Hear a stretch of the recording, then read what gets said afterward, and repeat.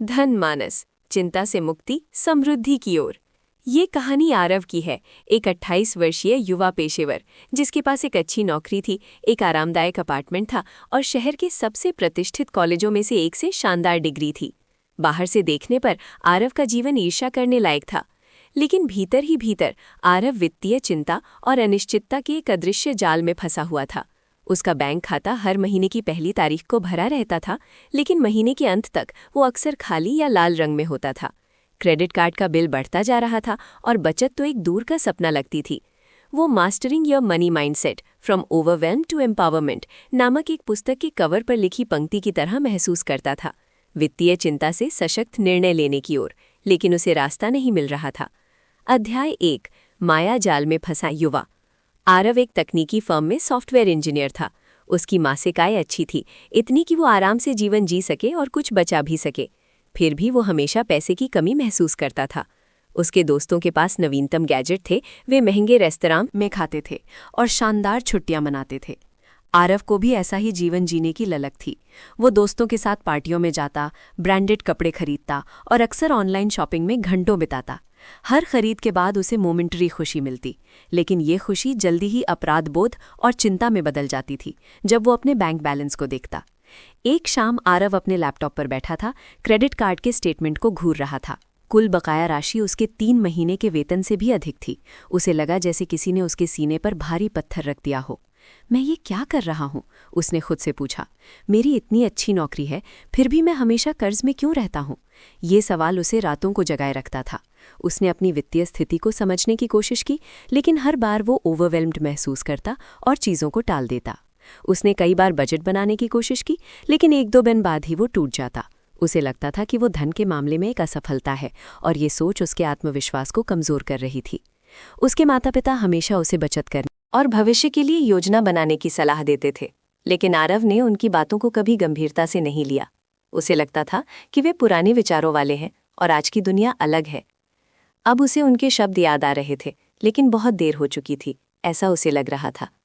वो अपने दोस्तों से अपनी वित्तीय समस्याओं के बारे में बात करने से डरता था, क्योंकि उसे शर्म आती थी। वो जानता था कि उसे मदद की ज़रूरत है, लेकिन उसे ये भी नहीं पता था कि कहाँ से शुरू करे। अध्याय 2, अनमोल मुलाकात। आरव की कंपनी एक वित्तीय कल्याण कार्यशाला का आयोजन कर रही थी। आरव ने पहले तो इसे नज़रअंदाज करने का फैसला किया, लेकिन उसके दोस्त प्रिया ने उसे जोर देकर शामिल होने को कहा। क्या पता कुछ काम की बात मिल जाए, प्रिया ने कहा।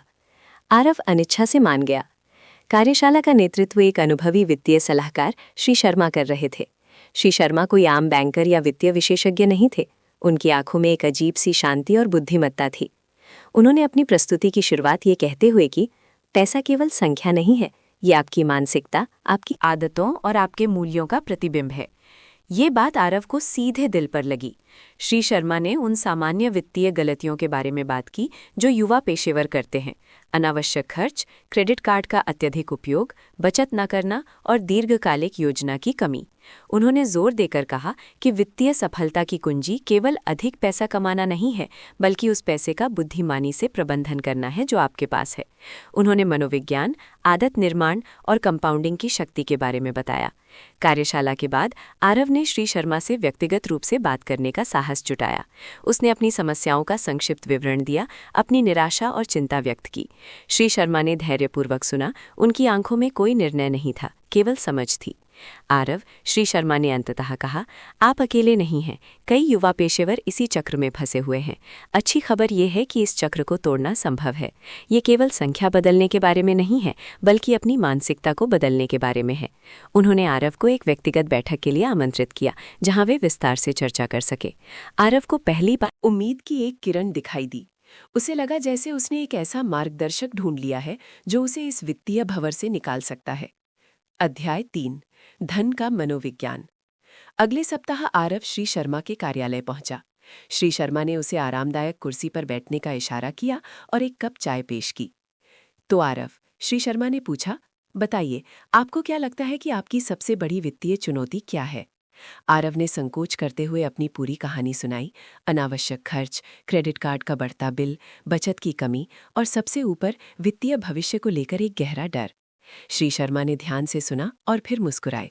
आरव, आपकी समस्या पैसे की कमी नहीं है, बल्कि धन के प्रति आपकी मानसिकता है। हम सभी के पैसे के बारे में कुछ गहरी मान्यताएं होती हैं, जो अक्सर हमारे बचपन या समाज से आती हैं। क्या आपने कभी सोचा है कि आप क्यों खर्च करते हैं? खुशी के लिए, दूसरों को प्रभावित करने के लिए, या किसी खालीपन को भरने के लिए? आरव ने कुछ देर सोचा। शायद सभी के लिए। जब मैं नया फ़ोन या ब्रांडेड कपड़े खरीदता हूँ तो मुझे अच्छा महसूस होता है। दोस्तों के साथ बाहर जाने से मैं सामाजिक महसूस करता हूँ। और कभी-कभी जब मैं तनाव में होता हूँ तो शॉपिंग एक तरह से राहत देती है। बिल्कुल, श्री शर्मा ने कहा, ये मानवीय प्रवृत्ति है। लेकिन सच्ची वित्तीय स्वतंत्रता तब आती है जब आप अपनी भावनाओं और पैसे के बीच के संबंध को समझते हैं। हमें अपने खर्चों को अच्छा या बुरा नहीं देखना चाहिए, बल्कि ये समझना चाहिए कि वे हमारी गहरी ज़रूरतों और इच्छाओं को कैसे पूरा कर रहे हैं। यदि आप अपनी खुशी बाहरी चीज़ों से जोड़ते हैं तो आप हमेशा अधिक खर्च करने के जाल में फंसेंगे। सच्ची खुशी भीतर से आती है और वित्तीय सुरक्षा उस आंतरिक शांति का एक महत्वपूर्ण हिस्सा है। श्री शर्मा ने आरव को एक अभ्यास दिया। उन्होंने कहा कि उसे अगले कुछ दिनों तक अपने सभी खर्चों पर ध्यान देना चाहिए और प्रत्येक खर्च के पीछे की भावना को रिकॉर्ड करना चाहिए। क्या आपको ये चीज़ सच में चाहिए थी, या आपने इसे सिर्फ इसलिए खरीदा क्योंकि आपको बुरा लग रहा था, या आप किसी और को प्रभावित करना चाहते थे? श्री शर्मा ने पूछा। ये आत्म जागरूकता पहला कदम है। उन्होंने आरव को ये भी समझाया कि वित्तीय साक्षरता केवल संख्याओं का खेल नहीं है, ये आत्म अनुशासन, धैर्य और दीर्घकालिक दृष्टि का विकास है। पैसा एक उपकरण है, एक मास्टर नहीं, श्री शर्मा ने कहा। जब आप इसे समझते हैं तो आप इसे नियंत्रित करना शुरू कर सकते हैं, बजाय इसके कि ये आपको नियंत्रित करे। अध्याय 4, आदतों का निर्माण। आरव ने श्री शर्मा की सलाह मानी और अपने खर्चों पर ध्यान देना शुरू किया। उसने पाया कि उसके बहुत सारे खर्च भावनात्मक थे। दोस्तों के साथ महंगे भोजन जब वो अकेला महसूस करता था, ऑनलाइन शॉपिंग जब वो ऊब गया था, और लग्जरी वस्तुएं जब उसे लगा कि उसे अपने सहकर्मियों के स्तर तक उठना चाहिए। ये एहसास उसके लिए आंखें खोलने वाला था। अपनी अगली बैठक में आरव ने श्री शर्मा को अपने निष्कर्ष बताए। मैंने कभी नहीं सोचा था कि मेरे पैसे खर्च करने के तरीके पर मेरी भावनाओं का इतना प्रभाव पड़ेगा, उसने स्वीकार किया। ये एक बड़ी खोज है आरव, श्री शर्मा ने कहा। अब आइए सकारात्मक आदतों का निर्माण करें। सबसे पहले एक बजट बनाएं, लेकिन इसे एक बंधन के रूप में ना देखें, बल्कि एक रोड मैप के रूप में देखें। ये आपको ये जानने में मदद करेगा कि आपका पैसा कहाँ जा रहा है और आप इसे कहाँ भेजना चाहते हैं। श्री शर्मा ने आरव को 50-30-20 नियम सिखाया। अपनी आय का 50% ज़रूरतों पर, 30% इच्छाओं पर और 20% बचत और ऋण भुगतान पर खर्च करें। उन्होंने उसे एक साधारण स्प्रेडशीट या एक ऐप का उपयोग करने की सलाह दी ताकि वो अपने खर्चों को ट्रैक कर सके। ये कोई जादू की गोली नहीं है आरव, श्री शर्मा ने कहा। शुरुआत में ये मुश्किल लगेगा, लेकिन लगातार बने रहना महत्वपूर्ण है। दूसरा, उन्होंने आरव को एक आपातकालीन निधि बनाने की सलाह दी। कम से कम 3 से 6 महीने के खर्चों के बराबर राशि एक अलग बचत खाते में रखें। यह आपको अप्रत्याशित खर्चों जैसे नौकरी छूटने या चिकित्सा आपात स्थिति से बचाएगा। ये केवल वित्तीय सुरक्षा नहीं देता, बल्कि मानसिक शांति भी प्रदान करता है। आरव ने उत्साह से सिर हिलाया। श्री शर्मा ने उसे अपने क्रेडिट कार्ड के ऋण को चुकाने की रणनीति पर भी मार्गदर्शन दिया। सबसे पहले उन कार्डों पर ध्यान केंद्रित करें जिन पर सबसे अधिक ब्याज दर है। जब आप एक ऋण चुका लेते हैं तो उस पैसे को अगले ऋण पर लगाएं। इसे स्नोबॉल या हिमखंड विधि कहते हैं।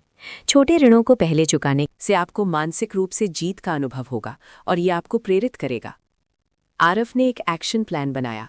उसने अपने सभी बैंक खातों और क्रेडिट कार्डों की जानकारी एक जगह इकट्ठा की, एक बजट तैयार किया और अपनी आय का 20% सीधे एक अलग बचत खाते में स्थानांतरित करना शुरू कर दिया, जिसे उसने आपातकालीन निधि नाम दिया।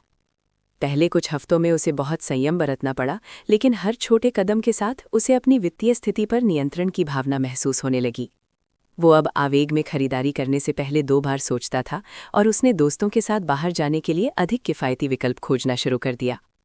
उसे महसूस हुआ कि वित्तीय नियंत्रण केवल पैसे के बारे में नहीं है, बल्कि आत्मनियंत्रण और आत्मविश्वास के बारे में भी है। उसका चेहरा अब पहले की तुलना में अधिक शांत और आशावान दिखने लगा था। ये एक लंबी यात्रा की शुरुआत थी, लेकिन आरव जानता था कि उसने पहला सबसे महत्वपूर्ण कदम उठा लिया है। ये कहानी का एक विस्तृत अंश है जो धन मानस, चिंता से मुक्ति, समृद्धि की ओर नामक 40,000 शब्दों की पुस्तक के शुरुआती अध्यायों की गहराई और विस्तार को दर्शाता है। पूरी पुस्तक आरव की यात्रा को और आगे बढ़ाएगी, जिसमें ऋण मुक्ति की विस्तृत रणनीतियां, निवेश की मूल बातें, दीर्घकालिक धन सृजन, नैतिक धन के सिद्धांत और उसके जीवन पर पड़ने वाले सामाजिक और भावनात्मक प्रभावों का वर्णन होगा।